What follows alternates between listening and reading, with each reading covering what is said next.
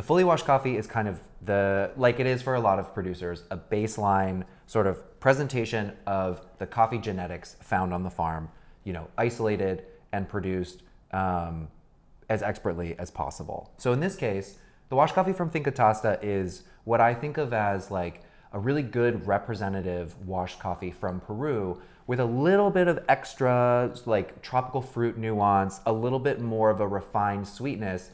Not to mention this coffee is coming from a different part of the country than the vast majority of everything else that we buy. So there's already a little bit of a terroir difference as well that helps the coffee stand out.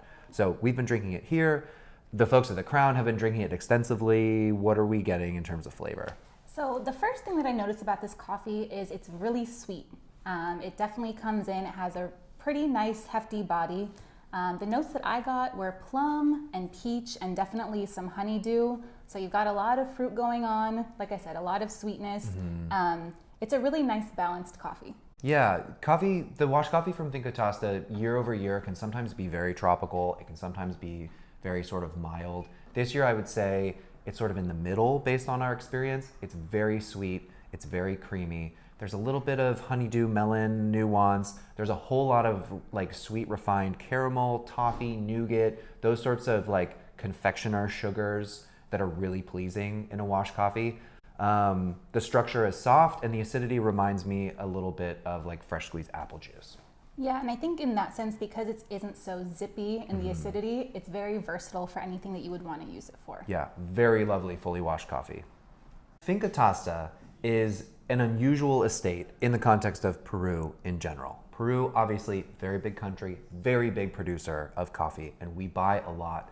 But the majority of our coffee comes from smallholder organizations, most of whom are concentrated in the northern provinces. Finca Tosta, on the other hand, is a pretty large family estate that's in what's known as the central rainforest part of Peru. So basically due east from Lima into the highlands.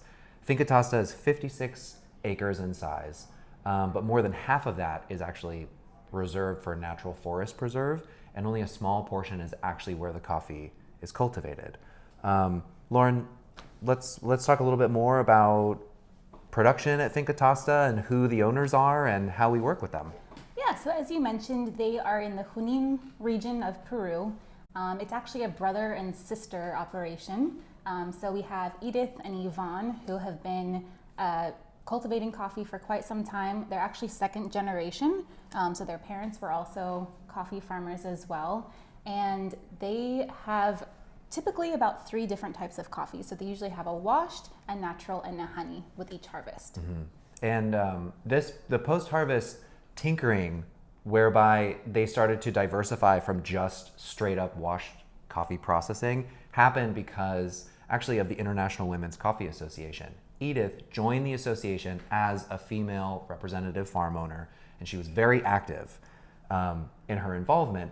And one year she was invited to join SCA, which I think was happening in Seattle that year. Yes. Anyway, she left the expo inspired to start diversifying her processing so she could have more products to sell, diversify her income a little bit, and sort of capture buyers' attention. And so starting that year, she went home and along with Yvonne, they started working on non-traditional processing types. And still to this day, Finca Tosta is one of maybe 2 producers that we get any sort of non-traditional washed processed coffee from. So they're super unique. They have created the niche that they set out to create. And every year we buy a little bit of diversity, and most of the time they're crown jewels because the coffee's so good.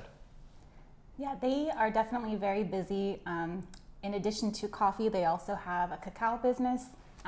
They sell chocolate, and they also have other crops on their farm. And if you've ever met Edith, you can say that she's a very inspiring person. She's got a lot going on.